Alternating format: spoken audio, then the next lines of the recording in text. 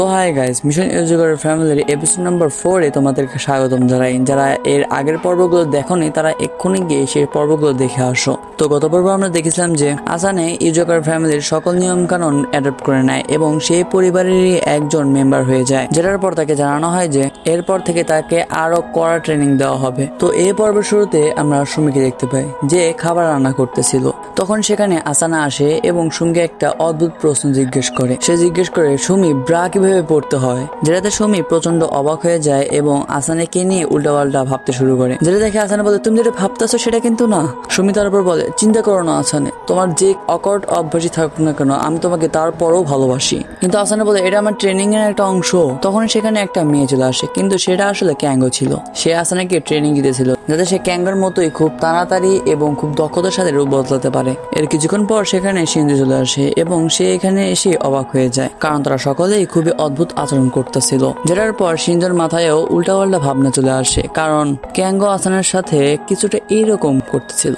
এরপরে আসানে ক্যাঙ্গোর মুখোশটা খুলে ফেলে দেয়, যাতে সকলের ভুল ধারণায় চলে যায়। এরপর সেখানে হিরোকাও চলে আসে, সে একটা মিশনে যাবে। কিন্তু যেহেতু সে একটা মিশনে যাবে তাই সে সুমির কাছ থেকে একটা গুড বাই কিস নিতে এসেছিল। এর পরেক্ষণেই আমরা দেখতে পাই যে সুমি সেখানকার সকলকে একদম ধুয়ে রেখে দেয়। এরপরে সিনে আমরা আসানে এবং সিনজোকে একসাথে হাঁটতে দেখতে পাই এবং সেখানে আসানে জানতে পারে যে সিনজো আজকে একটা মিশনে যাবে, কিন্তু সেটা একটা লো লেভেলের মিশন ছিল।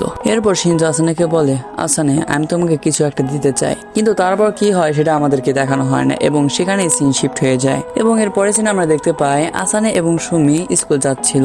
সেখানকারই একটা মাঠে কিছু পোলাপান বেসবল খেলতেছিল, কিন্তু তখনই খেলার মাঝ থেকে একটা বল উড়ে এসে মিৎসুমিকে লাগতেই যাচ্ছিল, কিন্তু তখনই আসানে সেটা ধরে ফেলে, তাও আবার না দেখে। তারপর সে সেই বলটা ওদের দিকেই পাঠিয়ে দেয়, কিন্তু বলের স্পিড খুবই বেশি ছিল, যেটা দেখে ক্যাপ্টেনও হয়রান হয়ে যায় এবং আসানেকে তার টিম রাখতে চায়। কিন্তু আসানে তাদের কথাতে তেমন একটা পাত্তাই দেয় না। এরপরে সিনে আমরা সুমি এবং আসানেকে লাঞ্চ করতে দেখতে পাই। তখন সুমি আসানেকে বলে, ট্রেনিং এর কারণে তুমি দিনের পর দিন একটা সুপার হিউম্যানে পরিণত হচ্ছ, কিন্তু তোমাকে একটু খেয়াল রাখতে হবে, কারণ তুমি খুবই ফাস্ট হয়ে যাচ্ছ। তাই যখন তুমি মানুষের মাঝে চলো তখন মানুষের এমন মনে হয় তুমি একটা নিনজা। এরপরে সুমি আসানেকে খাবার খাইয়ে দেওয়ার জন্য হাত বাড়িয়ে দেয়, কিন্তু যখনই আসানে সেটা খেতে যাবে সুমি সেটা সরিয়ে নেয় এবং আসানেকে বলে, হ্যাঁ আমি তো একটা কথা ভুলে গিয়েছিলাম আসানে, আমার একটা কাজে কি তুমি হেল্প করতে পারবা? যেটাতে আসানে রাজি হয়ে যায়। এরপরে সিন শিফট হয়ে যায় এবং এরপরে সিনে আমরা সুমিকে কোনো একটা কাজ করতে দেখতে পাই। আসানে সুমির হেল্প করতেছিল, কিন্তু এখানে সুমির কাজ করার স্পিড অনেক বেশি ছিল, অন্যদিকে তার স্পিড অনুসারে তার কাজও কম ছিল না।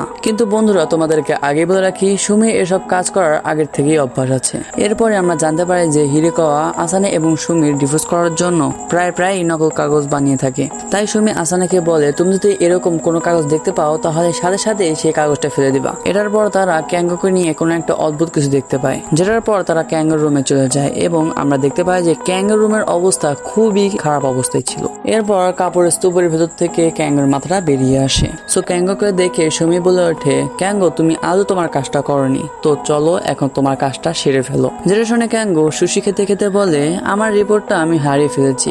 যেটাতে আসানা বলে, রিপোর্টটা এই রুমেরই কোনো একটা জায়গায় থাকবে, তাই আমাদের উচিত একসাথে হয়ে রিপোর্টটা খোঁজা। কিন্তু আসানের এটা করা উচিত হবে না, কারণ আসানা দেখতে পায় যে সেই স্তূপের ভেতর থেকে গ্রেনেড বেরিয়ে আসতেছে। এরপর আমাদের ক্যাঙ্গো কাপড়ের স্তূপের উপরে দাঁড়িয়ে ভাষণ দিতে শুরু করে। সে বলে, আমার সেই কাজটা করতে মন চায় না, যেটাতে অনেক সমস্যা দেখা দেয়। আর তোমাদের আমি এটাও বলে রাখি যে ক্যাঙ্গো এখন তার ছোট বোনের সামনে পুরোপুরি উলঙ্গ ছিল, যেটাতে তার আসলে কিছুই যায় আসে না। সে বলে, ছোটবেলাতে তো আমরা একসাথে গোসল করতাম, তাহলে আমাদের ভেতর লজ্জার কি জিনিস আছে? কিন্তু ক্যাঙ্গোর এমন আচরণের সুমি প্রচন্ড রেগে যায় এবং ক্যাঙ্গোকে বেয়াদবি শিক্ষা দিবে বলে ঠিক করে, যেটা দেখে ক্যাঙ্গো সেখান থেকে পালিয়ে যেতে লাগে। আসানে তখন তাকে আটকাতে যায়, কিন্তু চোখের পলক পড়তে না পড়তে ক্যাঙ্গোর সুমির রূপ নিয়ে নেয় এবং আসানে চোখে ধুলা দিয়ে পালিয়ে যায়। যেটা দেখে মিৎসুমি বলে ওঠে, হাইবারনেশন অ্যাক্টিভেট। যেটার পর বাড়ি থেকে বের হওয়ার সকল দরজা বন্ধ হয়ে যায় এবং পুরো বাড়িটা একটা লোহার দেয়াল দ্বারা ঘেরাও করে নেওয়া হয়। এরপর সিন শিফট হয়ে যায় এবং আমরা সিনজোকে তার মিশনে দেখতে পাই। এরপর আমরা সিনজোর কাছে একটা ম্যাগনিফাইড গ্লাসেস দেখতে পাই, যেটার মাধ্যমে সে দেয়ালের এপার ওপার দেখতে পায় এবং সেটা ব্যবহার করে সে দেখতে পায় যে এখানে অনেক বেশি পরিমাণ টাকা ছিল এবং এখানকার সিকিউরিটিও অনেক টাইট ছিল এবং সেখানে আজ তাদের কোম্পানির ডাইরেক্টর এসেছে এবং একই সাথে আমাদেরকে জানানো হয় যে এরা আইন নিয়ে ধান্দা করে। যেটা জানার পর সিনজো তখনই সেখানকার দুজনকে মেরে ফেলে এবং কোনো কারণে একটা রুমে রুমে চলে আসে, কিন্তু হঠাৎই তখন অ্যালার্ম বাজতে শুরু করে। অন্যদিকে আমরা আসানে এবং সুমিকে দেখতে পাই, যারা এখনো ক্যাঙ্গোকে খুঁজতেছিল। এরপর আমাদেরকে মিসুমির ঘর দেখানো হয়, যেখানে আমরা দেখতে পাই যে মিসুমি তার ফ্রি টাইম কিভাবে পাস করে সেসব সামগ্রী, যেমন গিটার, পিয়ানো, রং ইত্যাদি। এরপর তারা দুজন শিয়নের রুমে যায়, যেখানে শিয়ন এক্সারসাইজ করতেছিল, কিন্তু শিয়ন সেটাতে পড়ে যায়। আর এটা একটা এক্সারসাইজ গেম ছিল। যেহেতু সেখানে ক্যাঙ্গো ছিল না, তাই তারা যায় হুতাওয়ার রুমে। সেখানে গিয়ে তারা দেখতে পায় হুতাওয়া আরাম করতেছে, এবং তাদের এত সাহস নেই যে হুতাওয়াকে ডিস্টার্ব করবে। এবং যেটার পর তারা নানাওয়ের রুমে যায়, এবং সেখানে গিয়ে তারা বুঝতে পারে যে ক্যাঙ্গো এখানেও থাকতে পারে না, কারণ ক্যাঙ্গো যদি এখানে এসে থাকে তাহলে কেমিক্যালের কারণে সে এতক্ষণে মারা যেতে থাকবে। যেটার পর তারা যায় অস্ত্র রাখার রুমে, যেখানে এত ভারী ভারী অস্ত্র দেখে আসানে অবাক হয়ে যায়, কিন্তু সুমি সেখানেও ক্যাঙ্গোকে খুঁজে পায় না। এরপর একজনের রুমে কেবলমাত্র চেক করা বাকি থাকে, এবং সেটা হলো হিরোকাওয়ার রুম। এবং যখন তারা সেখানে যায়, আমরা দেখতে পাই যে হিরোকাওয়ার রুম পুরোপুরি সুমির ছবি দিয়ে ভরা ছিল, যেটা দেখে আসানের হাওয়া টাইট হয়ে যায়, কিন্তু সেখানেও ক্যাঙ্গো ছিল না। যেটার পর তারা বিভিন্ন জায়গায় দিয়ে ক্যাঙ্গোকে খুঁজতে থাকে, কিন্তু তারা সেটাতেও ব্যর্থ হয়। তারা যখন ক্যাঙ্গোকে খুঁজতেছিল, তখন শিয়ন, নানা, হুতাওয়া একটা রুম থেকে বেরিয়ে আসে, যেটা দেখে সুমি অবাক হয় এবং তাদেরকে জিজ্ঞেস করে যে তোমরা এতক্ষণ কোথায় ছিলা। উত্তরে তারা বলে তারা ডাটা অ্যানালাইসিং এর জন্য কিছু কাজ করতেছিল, যেটা শুনে তারা দুজন তো হয়রান হয়ে যায়। এরপর তারা পেছন থেকে কিছু শব্দ শুনতে পায়, এবং যখনই তারা পেছনে তাকায় তখনই তারা ক্যাঙ্গোকে খুঁজে পায় মোনালিসার ফটোতে।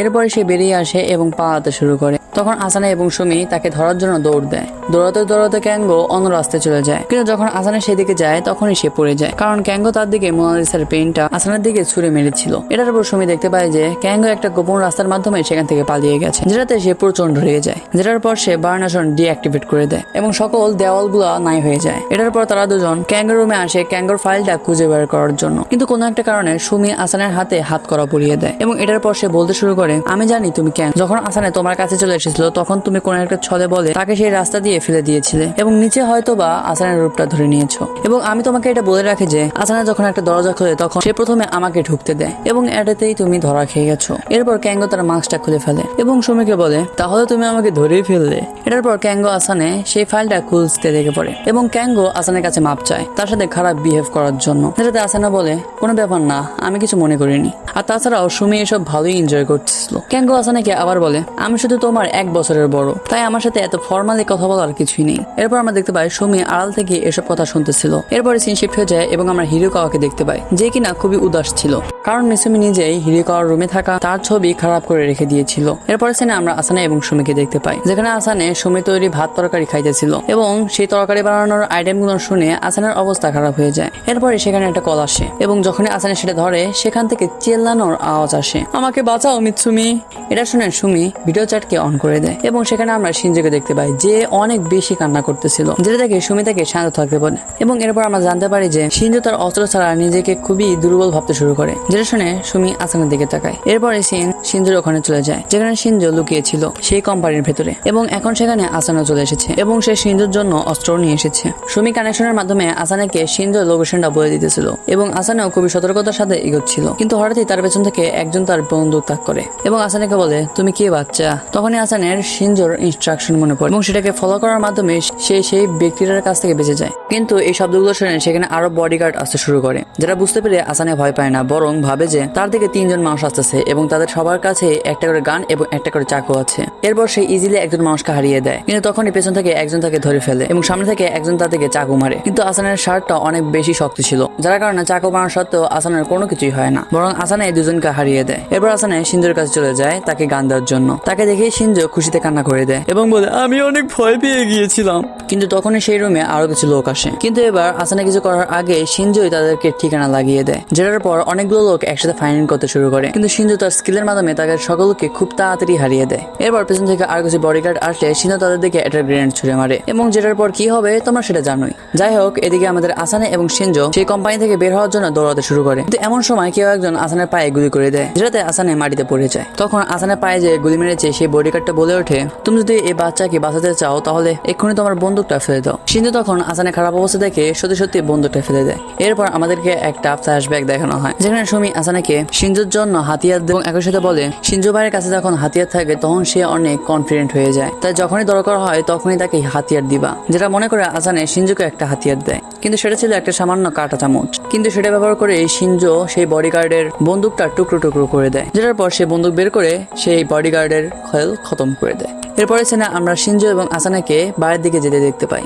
কিন্তু বর্তমানে শিনজো আন্ডার কনফিডেন্ট হয়ে গিয়েছিল, কারণ তার বন্দুকের সকলগুলি শেষ হয়ে গিয়েছিল। এরপর শিনজো আসানাকে বলে, আমি তোমার বড় ভাই, তাই আমি আরো অনেক বেশি স্ট্রং হব এবং তোমাকে প্রোটেক্ট করব। যেটা শুনে আসানে মুস্কি হাসে। তবে এপিসোডটি এখানেই শেষ হয়ে যায় না। এরপরে সিনে আমরা দেখতে পাই একজন ব্যক্তি অন্য একটা বডিগার্ডকে বলতেছিল যে, তুমি যদি ওর ব্যাপারে আমাকে বলে দাও তাহলে কিন্তু আমি তোমাকে একটা সহজ মৃত্যু দেবো। কিন্তু সেই বডিগার্ডটা কোনো কিছু বলতে চায় না, তাই সেই ব্যক্তিটা বডিগার্ডের মাথায় হাতুড়ি মেরে তাকে মেরে ফেলে দেয় এবং বলে, এবার মরার পালা তোমার আসানে।